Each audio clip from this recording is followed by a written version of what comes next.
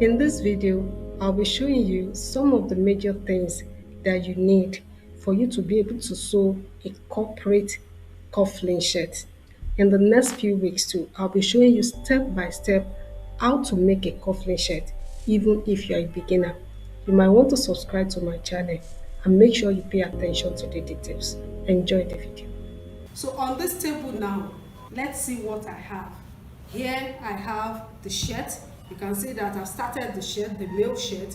I've already joined the shoulder. Note that my back yoke, because it's a striped shirt, the line on the back yoke is horizontal while the line on the shirt is vertical. So I've done that one. We've already done previous videos on how to cut, how to sew, how to do all the sews. Then I've also prepared the sleeve. You can see I've done the placket. Note the way I folded the wrong part on the right side for the arm side.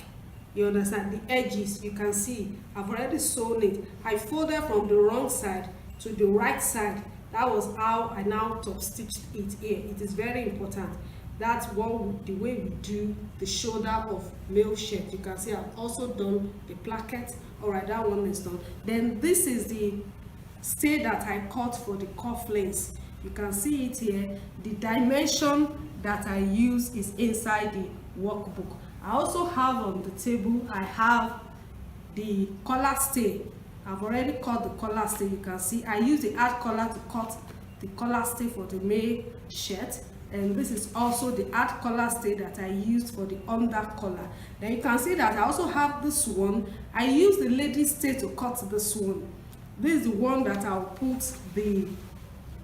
will use to hold down the collar pins at the edge of the collar. You know, it will allow your collar to stay firm when you knot your tie. You can see this one I use the lady stay because some people use add collar stay as well, but I prefer to use the lady stay that is softer on it. Then I will now use the two for my collar. We have already done videos on how to make male shirt collar, so you can check all those ones.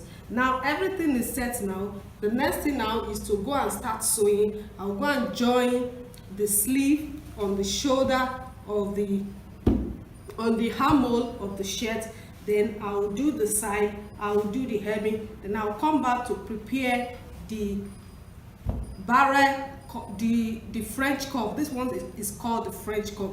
This single one is called the barrel cuff. This one that has cufflinks is called the French cuff. So I'll prepare this.